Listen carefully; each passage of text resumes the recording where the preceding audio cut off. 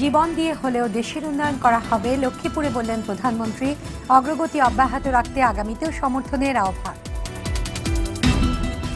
দেশে কোনো আন্তর্জাতিক জঙ্গি গোষ্ঠী নেই, আন্তর্জাতিক পুলিশ সম্মেলনে বললেন পররাষ্ট্র প্রতিমন্ত্রী।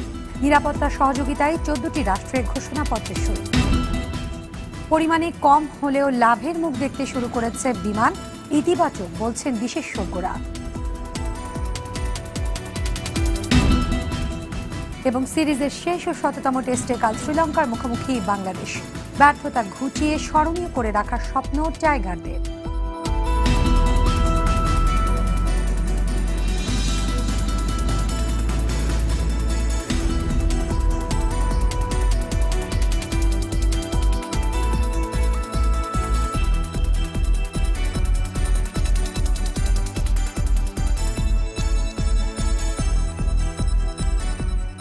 আসসালামু আলাইকুম, স্বাগত আরটিভি সন্ধ্যার সংবাদে। শুনছিলেন মার্কেন্টাইল ব্যাংক শিরোনাম। আপনাদের সঙ্গে আছি আমি শারমিন ইফাত এবং আমি নাভিলা হাসান।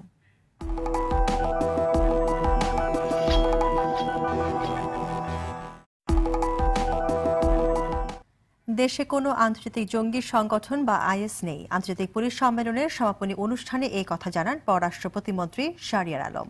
এই সময় নিরাপত্তা নিয়ে 14টি দেশ ঘোষণাপত্রে সই করে। আপিল শাহরিয়ারের রিপোর্ট। জঙ্গিবাদ ও আন্তদেশীয় অপরাধ দমনে সহযোগিতা বাড়ানোর লক্ষ্যে যৌথ ঘোষণায় শেষ হলো 14টি দেশের অংশগ্রহণে পুলিশের শীর্ষ পর্যায়ের সম্মেলন। 3 দিনের এই সম্মেলনের সমাপনী বক্তৃতায় পররাষ্ট্র প্রতিমন্ত্রী বলেন, বাংলাদেশের জঙ্গিদের সঙ্গে আইএসের কোনো সম্পর্ক নেই। IS's ongoing terrorist activities in the Middle East and other places, disturbing peace and security of our countries. As far as Bangladesh is concerned, there is no existence of Islamic State and other international terror outfits in the country. Our government, under the leadership of Prime Minister Sheikh Hasina, is highly committed to continue a zero-tolerance policy to fight against terrorism and violent extremism. We are confident that the participating countries and organizations will also take a similar approach to secure our common future. সম্মেলন শেষে police মহাপরিদর্শক সাংবাদিকদের জানান, সন্ত্রাসবাদ মোকাবেলায় দক্ষিণ এশিয়ার দেশগুলোর মধ্যে তৈরি হয়েছে নিবিড় সম্পর্ক। বাইলেটারাল যে ইস্যুগুলো আছে, যে মায়ানমার সাথে বাইলেটারাল আমরা করতে পারতেছিলাম, তাদের সাথে আমাদের যে আইস ব্রেকিংটা হচ্ছিল না, তো মায়ানমারের সাথে আমাদের আইস ব্রেকিং হয়েছে এবং বাইলেটারাল যে কোনো দেশের সাথে হয়েছে, তারা তো পজিটিভ অ্যাটিটিউড নিয়ে আমাদের সাথে কথা বলছে। কাজে এটাও তো একটা আমি মনে করি অ্যাচিভমেন্ট, এবং এইগুলি পরবর্তীতে যাতে কন্টিনিউশন থাকে, আমরা সবসময় তাদের কাছে থাকবো। সামাজিক যোগাযোগ মাধ্যমে উগ্রবাদীদের প্রচারণা ঠেকাতে ফেসবুকের সঙ্গে ফলপ্রসূ আলোচনা হয়েছে বলেও জানান তিনি।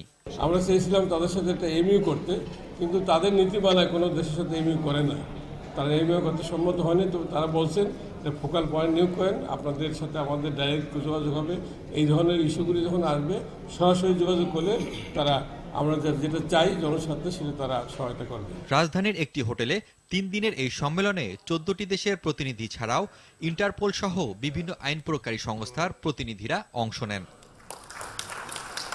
Appeal Shahriar, RTV, Dhaka.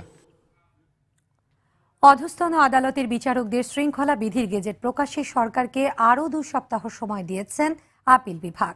Attorney জেনারেলের সময় আবেদনের প্রেক্ষিতে প্রধান বিচারপতির নেতৃত্বে পূর্ণাঙ্গ আপিল বেঞ্চ এ সময় মঞ্জুর করেন।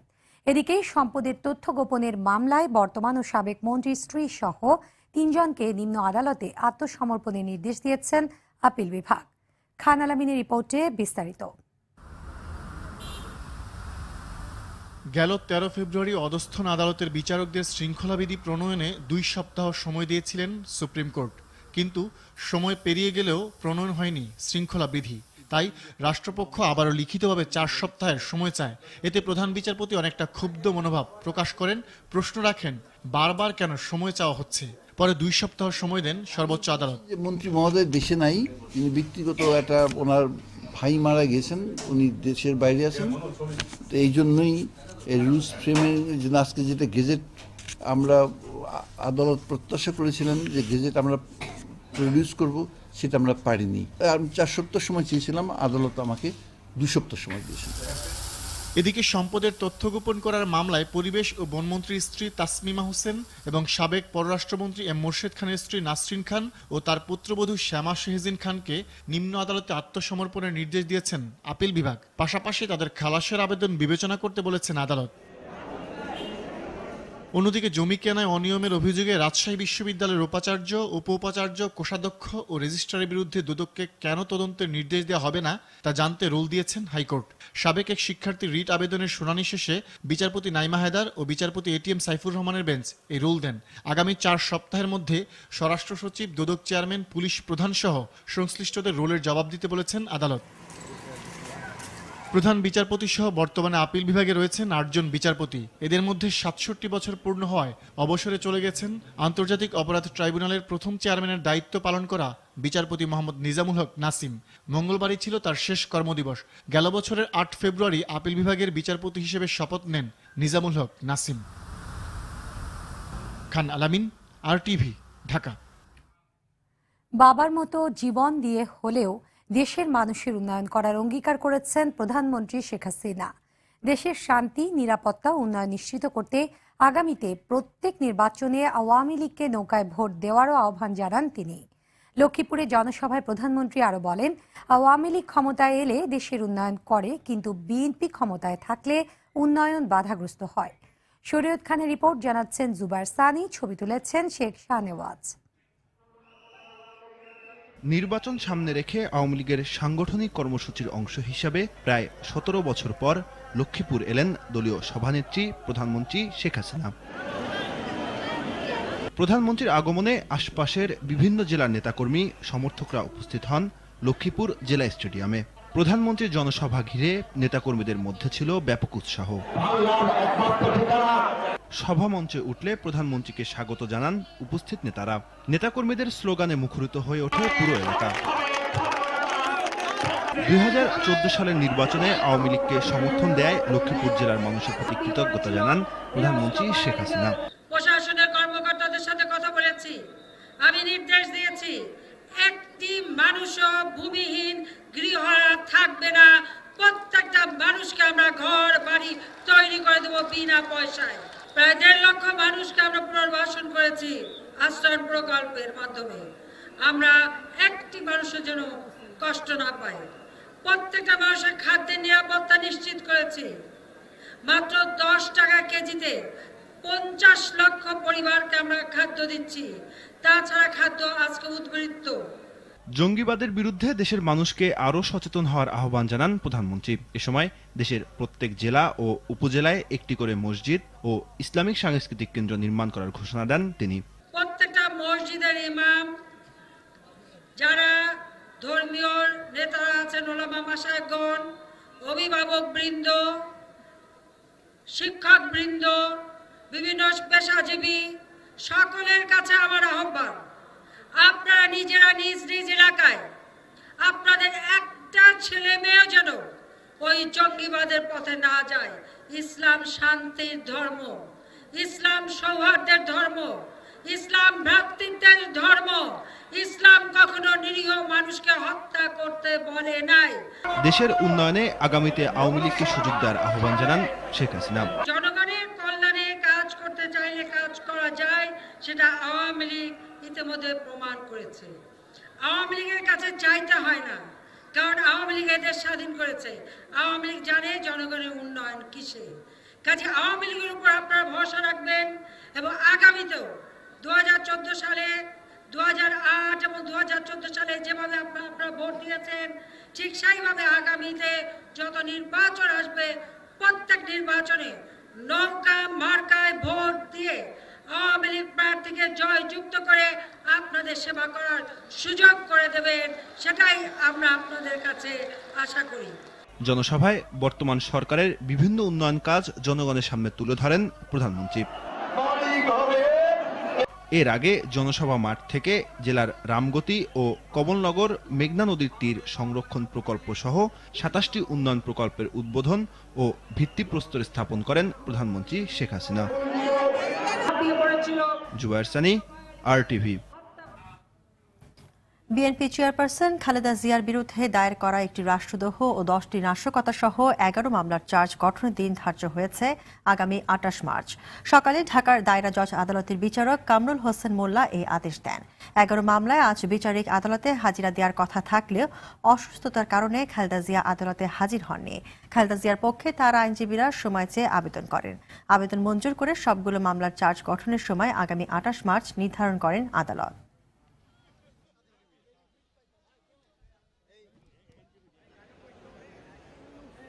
শুধুমাত্র রাজনৈতিক প্রতিহিংসা চরিতার্থ করার জন্য, জনগণের কাছে বেগম জিয়ার ভাবমূর্তি নষ্ট করার জন্য এই সকলে মিথ্যা মামলায় চার্জশিটযুক্ত করে আসামি করা হয়েছে। তিনি গণস্থলে ছিলেন না, এই সম্পর্কে তিনি জ্ঞাতও নেন। আমি আদালতকে বলেছি, যেহেতু ওনারা আদালতের প্রতি তারা সম্মান দেখাননি, আসেননি, এই জন্য তাদের বিরুদ্ধে জামিন বাতিল করে ওয়ারেন্ট ইস্যু করা হোক।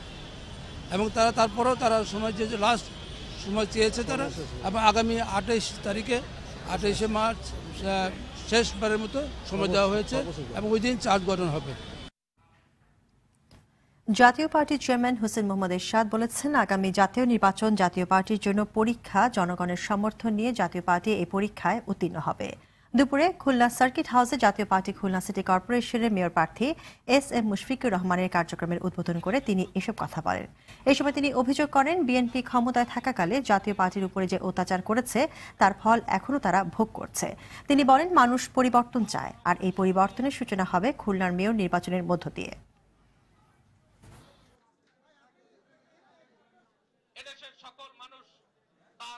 সবাই একযোগে মুশফিকের জন্য কাজ করবেন। এটা আমাদের পরীক্ষা, এই পরীক্ষা আমাদের পাস করতে হবে, উত্তীর্ণ হতে হবে। দেখাতে চাই আমাদের জনসমর্থন এখন রয়েছে। বিএনপি যে অত্যাচার আমাদের করেছিলেন আপনারা সবাই জ্ঞাত আছেন, তার প্রতিফল তারা পাচ্ছেন। এখন স্টেটমেন্ট ছাড়া তাদের কোনো কর্মকাণ্ড নাই। গরুর মাংস ও ভোজ্য তেলের মূল্য বৃদ্ধির কারণে ফেব্রুয়ারি মাসের মূল্যস্ফীতি কিছুটা বেড়েছে বলে জানিয়েছেন পরিকল্পনা মন্ত্রী আ.হ.ম মোস্তফা কামাল। সকালে প্রধানমন্ত্রী শেখ হাসিনার সভাপতিত্বে জাতীয় অর্থনৈতিক পরিষদের নির্বাহী কমিটি একনেকের সভায় মূল্যস্ফীতি তুলে ধরা হয়। বৈঠকে ছাড়াও বাংলাদেশ টেলিভিশনের নতুন 6টি পূর্ণাঙ্গ টিভি কেন্দ্র নির্মাণ, 2500 নারায়ণগঞ্জ ও মিরসরাই অর্থনৈতিক অঞ্চলের জন্য ভূমি অধিগ্রহণ, যশোর খুলনা জাতীয় মহাসড়কের যশোর অংশ যথাযথ মানে উন্নতিকরণ সহ মোট 60টি প্রকল্প অনুমোদন দেওয়া হয়। প্রকল্পগুলোর মোট ব্যয় 5,238 কোটি 54 লাখ টাকা। এর মধ্যে সরকারি অর্থায়ন 455 কোটি 48 লাখ, সংস্থার নিজস্ব তহবিল 55 কোটি 90 লাখ এবং প্রকল্প সাহায্য 1,727 কোটি 16 লাখ টাকা। বৈঠক শেষে এই বিষয়ে সাংবাদিকদের অবহিত করেন প্রধানমন্ত্রী। মন্ত্রী জানান, ঢাকা শহরের শিশুদের খেলাধুলার জন্য মাঠ তৈরির নির্দেশনা দিয়েছেন প্রধানমন্ত্রী। পরিমাণ 5.31%, 5.31%। জানুয়ারি মাসে যার পরিমাণ ছিল 5.15%, 5.15 থেকে বেড়ে 5.31 দাঁড়িয়েছে। লোকসানের তলানিতে থাকা জাতীয় পতাকাবাহী সংস্থা বিমান বাংলাদেশ এয়ারলাইন্স লাভের মুখ দেখা শুরু করেছে। যদিও 2014-15 অর্থ বছরের তুলনায় গেল বছর আয় কমেছে 48 কোটি টাকা। রাষ্ট্রের গুরুত্বপূর্ণ প্রতিষ্ঠানটি লাভে ফেরাকে ইতিবাচক হিসেবে দেখছেন বিশেষজ্ঞরা। নাজমুল হোসেন সাইমনের ছবিতে জুলাস কবিরের ধারাবাহিক রিপোর্টের আজ প্রথম পর্ব। বিমান বাংলাদেশ এয়ারলাইন্স স্বাধীন সার্বভৌম দেশ হিসেবে বাংলাদেশ অভ্যুদয়ের পরেই যাত্রা শুরু করে জাতীয় পতাকাবাহী রাষ্ট্রীয় সংস্থাটি। জন্মের 46 বছরে অভ্যন্তরীণ ও আন্তর্জাতিক বিভিন্ন গন্তব্যে ডানা মেলে বিমান। 2007 সালে কোম্পানি হওয়ার পর 2 বছর লাভের মুখ দেখলেও ধারাবাহিকতা ধরে রাখতে পারেনি পরবর্তী পরিচালনা পর্ষদ। টানা 5 বছর লোকসানে থাকার পর 2014-15 অর্থ বছরে আবারও লাভে ফেরে, যার পরিমাণ ছিল 324 কোটি টাকা। পরের অর্থ বছরেও 276 কোটি টাকা লাভ করে প্রতিষ্ঠানটি। লাভ থেকে গেল বছর কর হিসাবে রাষ্ট্রীয় কোষাগারে 310 কোটি টাকা জমা দেয় বিমান, যাকে ইতিবাচক বলে মনে করছেন বিশেষজ্ঞরা। তবে এই টাকা আগের দেনা পাওনা পরিশোধ করে কিনা তা স্পষ্ট নয়। সিভিল এভিয়েশন অথরিটির বকেয়া পাওনা কিংবা পেট্রোলিয়াম কর্পোরেশনের যদি কোনো পাওনা থাকে, সমস্ত পাওনা পরিশোধের পর যদি সেই লাভটি হয়ে থাকে, আমরা অবশ্যই এটাকে সাধুবাদ দেব। অ্যাপারেন্টলি বিমান কিন্তু কখনো বলেনি এই লাভটা কিভাবে হচ্ছে। এই ধরনের ক্ষেত্রে কিন্তু বিদ্যালয় তারা কিন্তু তাদের ফাইন্যান্সিয়াল রিপোর্ট মিডিয়াকে ডিসক্লোজ করে যে তারা এত টাকা আয় হয়েছে, এত টাকা ব্যয় হয়েছে, এত টাকা দেনা পরিশোধ করা হয়েছে। দীর্ঘদিনের খরা কাটিয়ে বিমান যখন কেবল ঘুরে দাঁড়াতে শুরু করেছে, ঠিক তখনই গেল বছরের ৮ মার্চ কার্গো পরিবহনে নিষেধাজ্ঞা জারি করে যুক্তরাজ্য। ফলে আগের অর্থ বছরের চেয়ে আয় কমে ৭%। যুক্তরাজ্যে পণ্য পরিবহন নিষেধাজ্ঞা থাকার কারণে এই মুহূর্তে এখন আমাদের প্রতি ফ্লাইটে প্রায় বাংলাদেশি মুদ্রায় ৩২ লক্ষ টাকা আমাদের রাজস্ব ক্ষতি হচ্ছে। এই নিষেধাজ্ঞা আশা করছি আমরা মার্চ মাসে ইউরোপিয়ান এভিয়েশন সিকিউরিটি একটা অডিট আমাদের এখানে সম্পন্ন হওয়ার কথা, এবং এই অডিট ফেস করার জন্য আমাদের যা প্রস্তুতি সম্পন্ন হয়েছে, আশা করছি এই অডিটের মান উত্তীর্ণ হলেই আমাদের এই নিষেধাজ্ঞা উঠে যাবে। আয় কিছুটা কমলেও বেড়েছে যাত্রী সংখ্যা। গেল অর্থ বছরে বিমান যাত্রী বহন করে ২৩,১৮,০০০ জন। ২০১৪-১৫তে যা ছিল ২০,২০,০০০ জন।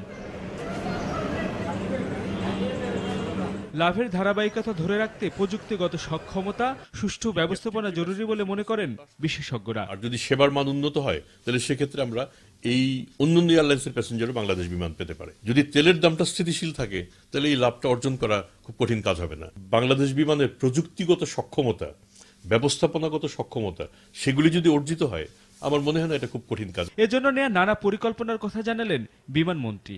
প্রথম চেষ্টা হচ্ছে আমাদের যে সেই কার্গোর ব্যান্ড লিফট করা, যাতে এই ধারাবাহিকতা বজায় থাকে এবং বাংলাদেশ থেকে কেবল ইংল্যান্ড নয়, যেটা ইউরোপিয়ান ইউনিয়নেও জিনিসপত্র সরাসরি যেতে পারে, তারপরে আমরা যে ভাড়াটা পাবো সেটা আমাদের জন্য লাভের দিকে বাড়াবে। প্রতিযোগিতায় টিকে থাকতে গেল কয়েক বছরে বিমানের বহরে যোগ হয়েছে নতুন নতুন উড়োজাহাজ।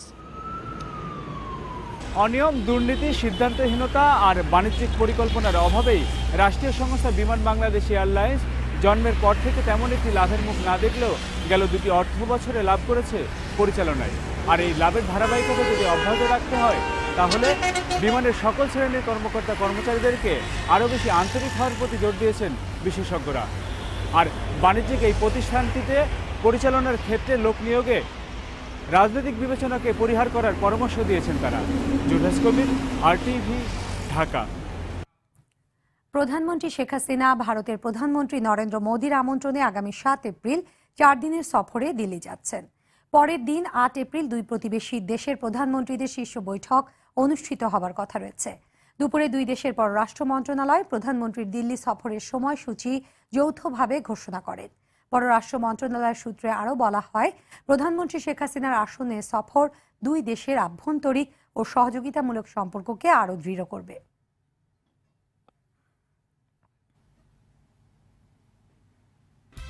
জনতার সংগ্রাম চলবে, জনতার সংগ্রাম চলবে।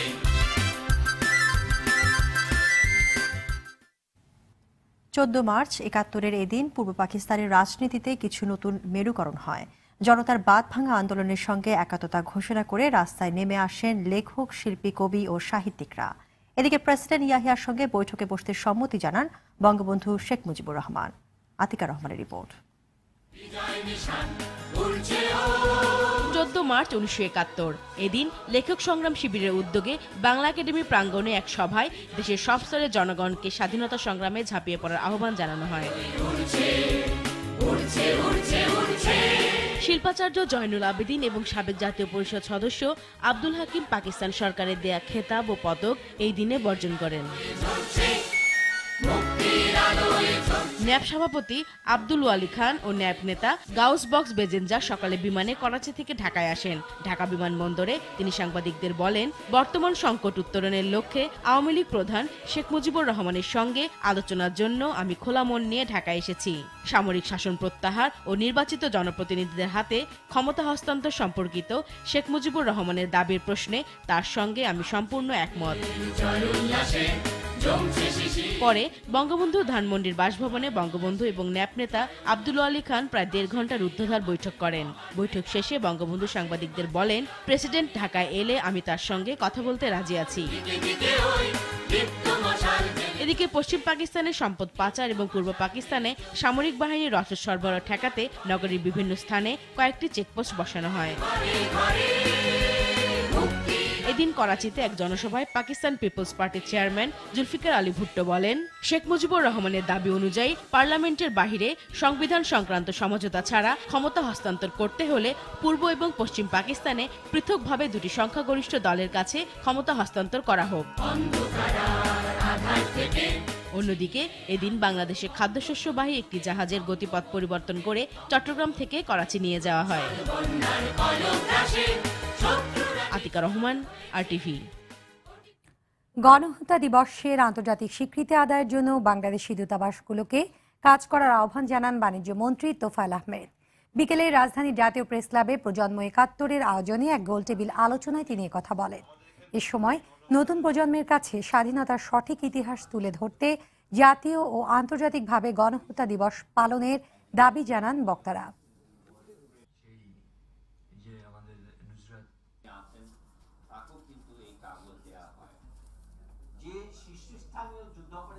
আর্মেনিয়া এটা তারা এই পর্যন্ত 36টা দেশ থেকে তারা স্বীকৃতি নিয়েছে। এখন আমাদের এমবেসিগুলি যে আমরা যে বলি, যদি একটা গভর্নমেন্ট যদি সিদ্ধান্ত না থাকে জাতীয় সরকার, তো এমবেসি ওই ধরনের সিদ্ধান্ত নেয় না। এখন আমাদের সিদ্ধান্ত হয়েছে, এখন আমাদের দূতাবাসগুলো এই সিদ্ধান্ত নেবে যে আমরা ইন্ডিভিজুয়ালি প্রত্যেকটা দেশের কাছ থেকে আমরা স্বীকৃতি আদায় করার আমরা চেষ্টা করতে পারি। 25শে মার্চ গেজেটেড আকারে প্রত্যেকটি স্কুল, শিক্ষা প্রতিষ্ঠান, প্রত্যেকটি প্রতিষ্ঠানে 25শে মার্চকে গণহত্যা দিবস হিসেবে পালন করা হবে। তাতে মুক্তিযুদ্ধের ইতিহাসগুলো, সঠিক ইতিহাসগুলো বেড়ে আসবে। বাংলাদেশ শ্রীলঙ্কা টেস্ট সিরিজের খবর। 2 ম্যাচ সিরিজের শেষ ও নিজেদের 100তম টেস্টে কাল স্বাগতিক শ্রীলঙ্কার মুখোমুখি হবে সফরকারী বাংলাদেশ। কলম্বোর পিসারা ওভালে খেলাটি শুরু হবে সকাল 10:30টায়। হোয়াইট ওয়াশের সামনে দাঁড়িয়ে 100তম টেস্টকে স্মরণীয় করে রাখতে ঘুরে দাঁড়ানোর চিন্তা টাইগারদের। অর্ণ গফুরের রিপোর্ট।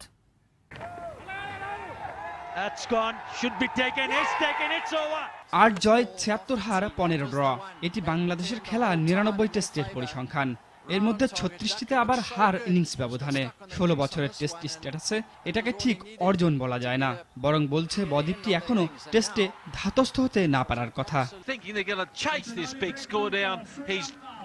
তবে টাইগারদের শুরুটা কিন্তু ঠিকই নজর কাড়া ছিল। 2000 সালের 10 নভেম্বর নিজেদের অভিষেক টেস্টের প্রথম ইনিংসেই ভারতের বিপক্ষে 400 রানের পুঁজি গড়েছিল টিম বাংলাদেশ। অভিষেকেই টেস্ট সেঞ্চুরির রেকর্ডে নাম লিখিয়েছিলেন আমিনুল ইসলাম বুলবুল, কিন্তু দ্বিতীয় ইনিংসে মাত্র 91তে গুটিয়ে হার মানতে হয় 9 উইকেটে। সেই যে প্রথম ইনিংসে মোটামুটি ভালোর পর দ্বিতীয় ইনিংসে হুড়মুড় করে ভেঙে পড়ার শুরু, পরবর্তীতে তা যেন নিয়মে পরিণত করে নেয় টাইগাররা। ব্যাটিং ব্যর্থতার এমন করুণ চিত্রায়নে অনেক জেতা ম্যাচই হাতছাড়া করেছে নাইমুর রহমান দুর্জয় থেকে হালের মুশফিকুর রহিমের দল। তবে ব্যক্তিগত অর্জনের খাতায় নাম লিখেছেন কয়েকজন টাইগার সদস্য। অভিষেক টেস্টে বুলবুলের সেঞ্চুরির পর সর্বকনিষ্ঠ সেঞ্চুরিয়ানের রেকর্ড গড়েন মোহাম্মদ আশরাফুল। বোলিংয়ে এনামুল জুনিয়র, সোহাগ গাজীদের নামও রেকর্ডের পাতা খুঁজলে বেরিয়ে আসবে। এমন অম্লমধুর স্মৃতি নিয়েই 100তম টেস্ট খেলতে শ্রীলঙ্কার মুখোমুখি বাংলাদেশ, যাদের বিপক্ষে 17 ম্যাচে 15 হার 2 ড্র। মাহমুদুল্লাহকে বাদ দিয়ে ও ইমরুল কায়েসকে নিয়ে লঙ্কানদের বিপক্ষে নিজেদের প্রমাণের চ্যালেঞ্জ টাইগারদের। মাইল ফলকটি উদযাপনে পরিকল্পনা নিয়েছে বিসিবি, কিন্তু তা ভেস্তে দিতে পারে হোয়াইট ওয়াশের লজ্জা। নিজেদের চিরায়ত রূপকে পেছনে ফেলে 100তম টেস্টে নিজেদের নতুন রূপে চেনাতে পারবে কি বাংলাদেশ? অরণ্য গফুর, RTV। এদিকে টেস্ট দল থেকে বাদ পড়লেও মাহমুদুল্লাহ রিয়াদকে অন্তর্ভুক্ত করে শ্রীলঙ্কার বিপক্ষে 3 ম্যাচের ওয়ানডে সিরিজের জন্য 16 সদস্যের বাংলাদেশ স্কোয়াড ঘোষণা করেছে বিসিবি। নতুন মুখ বাহাতি স্পিনার সানজামুল ইসলাম, মাশরাফি বিন মর্তুজার অধিনায়কত্বে স্কোয়াডের বাকি সদস্যরা হলেন তামিম ইকবাল, সৌম্য সরকার, ইমরুল কায়েস, মুশফিকুর রহিম, সাকিব আল হাসান, সাব্বির রহমান, মাহমুদুল্লাহ রিয়াদ, মোসাদ্দেক হোসেন, মুস্তাফিজুর রহমান, রুবেল হোসেন, তাসকিন আহমেদ, শুভাশিস রায়, শুভাগত হোম, নুরুল হাসান সোহান ও সানজামুল ইসলাম।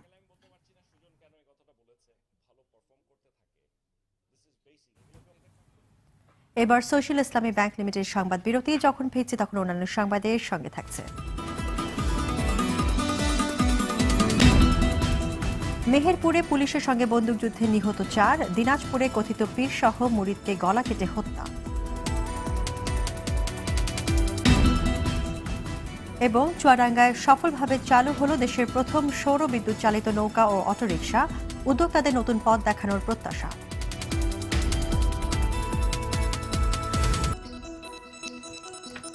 সন্ধ্যার সংবাদ দেখছেন আজ টিভিতে, আপনাদের সঙ্গে আছে আমি নাবিলা হাসান এবং আমি শারমিন ইফাত। মেহেরপুরে পুলিশের সঙ্গে বন্দুকযুদ্ধে 4 জন নিহত হয়েছেন। জেলার অতিরিক্ত পুলিশ সুপার আব্দুল্লাহ আল মাহমুদ জানান, গেল রাত 2:30টার দিকে সদর উপজেলায় কয়েকজন সন্ত্রাসীকে ধাওয়া করে পুলিশ। পরে নূরপুর মোড়ে পৌঁছলে পুলিশকে লক্ষ্য করে গুলি ছোড়ে সন্ত্রাসীরা। জবাবে পুলিশও গুলি চালায়। এতে গুলিবিদ্ধ হয়ে ঘটনাস্থলেই 4 সন্ত্রাসী নিহত হয়। এ সময় সহকারী পুলিশ সুপার সহ 6 পুলিশ সদস্য আহত হন। পরে মরদেহ জেলার জেনারেল হাসপাতালে রাখা হয়। নিহতরা হল সদর উপজেলার সোনাপুর গ্রামের সাদ্দাম হোসেন, রমেশ, সোহাগ ও কানন। তারা সোনপুর গ্রামে জোড়া খুন মামলার আসামি বলেও জানায় পুলিশ।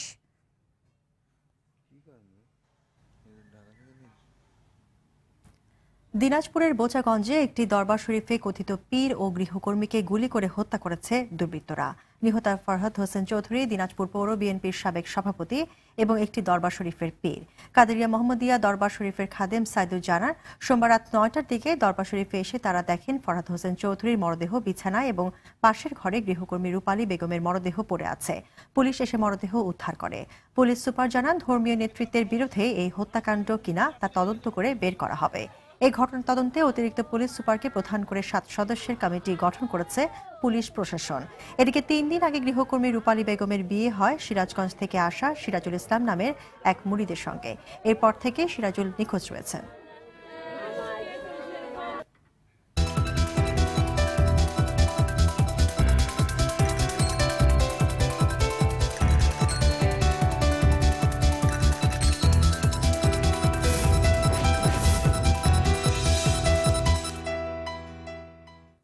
ডুয়েল ব্যাক ক্যামেরা যুক্ত হ্যালিও S25 মোবাইল সেট বাজারে নিয়ে এসেছে Edison group. Weather app, file explorer, child mode সহ সেটটিতে রয়েছে নানা সুবিধা।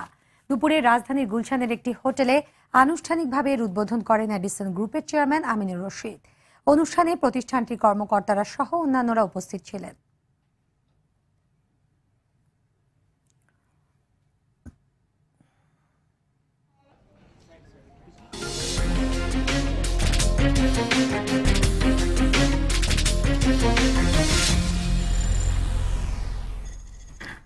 চুয়াডাঙ্গায় সফলভাবে চালু হলো দেশের প্রথম সৌরবিদ্যুৎ চালিত নৌকা ও অটোরিকশা। সরকারি ও একটি উদ্ভাবনী প্রতিষ্ঠানের যৌথ উদ্যোগে তৈরি করা নৌকাটি কিছুদিন পরীক্ষামূলকভাবে চালানোর পর সফল হয়েছে। বিদ্যুৎ আর জ্বালানি মূল্য বাড়তে থাকায় সৌরশক্তির এমন প্রয়োগ উদ্যোক্তাদের নতুন পথ দেখাবে বলেও মনে করছেন সংশ্লিষ্টরা। চুয়াডাঙ্গা সংবাদদাতার তথ্য ছবিতে জানাচ্ছেন অভি ইসলাম। দেশের জনসংখ্যা বৃদ্ধির সঙ্গে পাল্লা দিয়ে বাড়ছে বিদ্যুতের চাহিদা। সরকারের পক্ষ থেকে চাহিদা অনুযায়ী যোগান দেওয়া গেলেও গ্রাহক পর্যায়ে তার দাম পড়ছে অনেক বেশি। আর তাই নবায়নযোগ্য জ্বালানি উৎপাদন ও ব্যবহারের দিকে ঝুঁকছেন অনেকেই। এরই অংশ হিসেবে চুয়াডাঙ্গার মাথাভাঙা নদীতে ভাসানো হলো দেশের প্রথম সৌরবিদ্যুৎ চালিত ইঞ্জিন নৌকা। ইউএনডিপির অর্থায়নে বিদ্যুৎ বিভাগের সঙ্গে যৌথভাবে করা পাইলট প্রকল্পের সম্পর্কে জানালেন নির্মাতা প্রতিষ্ঠান। আমরা মূলত বাংলাদেশের রিসার্চ বেসড যে কাজগুলো আছে R&D লেভেলের এবং কনসালটেন্ট হিসাবে আমরা বাংলাদেশে কাজ করতেছি। মোট 5টা বোট আমাদেরকে ডিজাইন করতে হবে। বোটগুলোকে তৈরি করে কমিশনিং এর পর আমাদেরকে হ্যান্ডওভার করতে হবে। বিদ্যুৎ বিভাগের টেকসই ও নবায়নযোগ্য জ্বালানি উন্নয়ন কর্তৃপক্ষ স্প্রেডা জানালো তাদের পরিকল্পনার কথা। 20 সালের মধ্যে ঘরে ঘরে বিদ্যুৎ বা বিদ্যুৎ উৎপাদন বাড়ানো, সেটারই হিসেব প্লাস আমাদের যে SDG 2030 আছে, SDG 2030-এর 7 নম্বর গোলটা বাস্তবায়ন করার জন্যই আমরা কিন্তু রিনিউয়েবল এনার্জি থেকে বেশি ঝুঁকেছি। অন্যদিকে পরীক্ষায় সফল হওয়া সোলার অটোরিকশা বাজারে ছাড়া গেলে তা বিদ্যুৎ সাশ্রয়ী ও পরিবেশ বান্ধব হবে বলে মনে করছেন সংশ্লিষ্টরা। অভি ইসলাম, RTV। সংবাদে আবারও সোশ্যাল ইসলামী ব্যাংক লিমিটেড বিরতি। যখন ফিরছি তখন থাকছে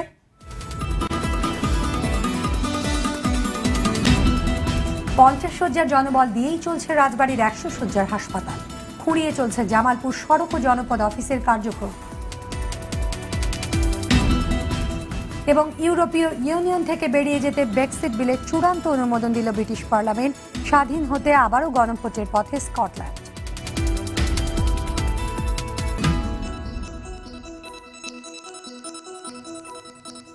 সন্ধ্যার সংবাদ দেখছেন আর টিভিতে, আপনাদের সঙ্গে আছি আমি Sharmin Ifat, Nabila Hasan.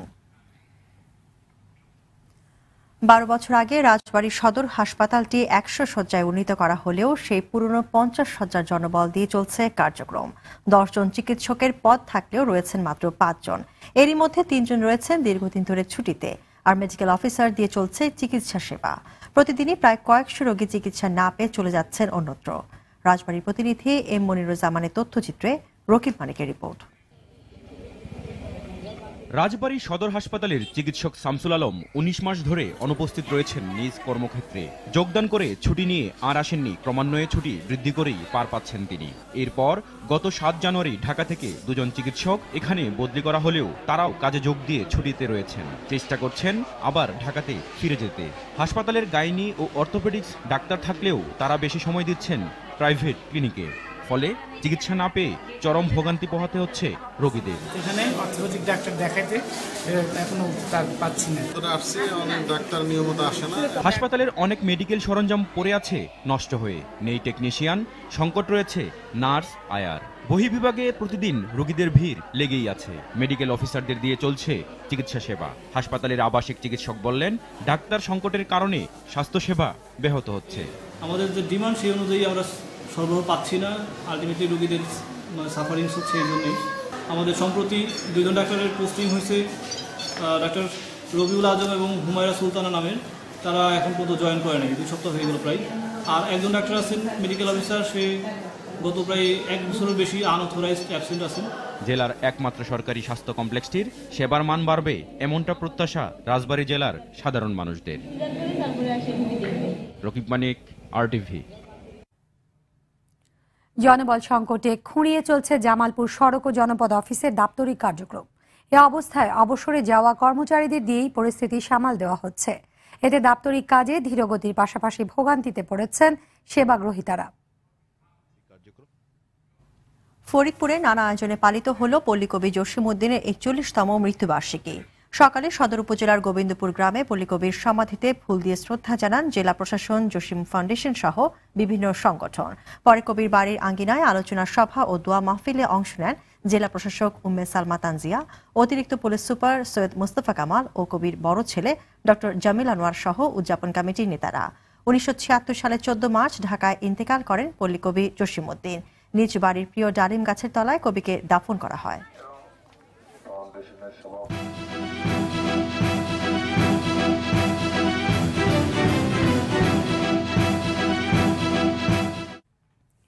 National life insurance আন্তর্জাতিক সংবাদ। ইউরোপীয় ইউনিয়নে থাকা না থাকা নিয়ে দীর্ঘ আইনি লড়াইয়ের পর ব্রেক্সিট বিলে চূড়ান্ত অনুমোদন দিয়েছে ব্রিটিশ পার্লামেন্ট। সোমবার পার্লামেন্টের উচ্চকক্ষ হাউস অব লর্ডসে বিলটি 278 থেকে 118 ভোটে পাশ হয়। বিলটি পাশে ইইউ ছাড়তে ব্রিটেনের আর কোনো বাধা নেই। এখন রয়্যাল অ্যাসেন্ট বা রানীর সম্মতির অপেক্ষা। রানীর সম্মতি মিললে আজই বিলটি আইনে পরিণত হবে।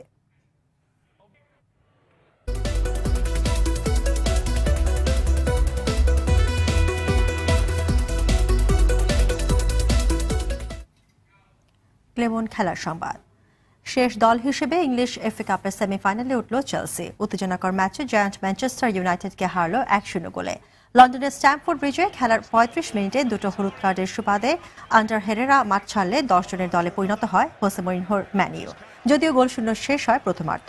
51 মিনিটে 25 গজ দূরের শটে চেলসিকে লিড এনে দেন এনগোলা কান্তে। বাকি সময় চেষ্টা করেও সমতা আনতে পারেনি রেড ডেভিলরা। এই জয়ে সবশেষ 12 ম্যাচে ম্যানিউর বিপক্ষে অপরাজয় থাকার রেকর্ড ধরে রাখল ব্লুজরা।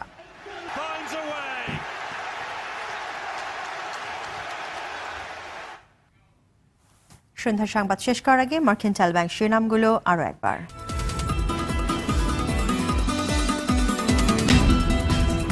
জীবন দিয়ে হলেও দেশের উন্নয়ন করা হবে লক্ষ্মীপুরে, বললেন প্রধানমন্ত্রী। অগ্রগতি অব্যাহত রাখতে আগামীতেও সমর্থনের আহ্বান। দেশে কোনো আন্তর্জাতিক জঙ্গি গোষ্ঠী নেই, আন্তর্জাতিক পুলিশ সম্মেলনে বললেন পররাষ্ট্র প্রতিমন্ত্রী। নিরাপত্তা সহযোগিতায় 14টি রাষ্ট্রের ঘোষণাপত্রে সই। পরিমাণে কম হলেও লাভের মুখ দেখতে শুরু করেছে বিমান, ইতিবাচক বলছেন বিশেষজ্ঞরা।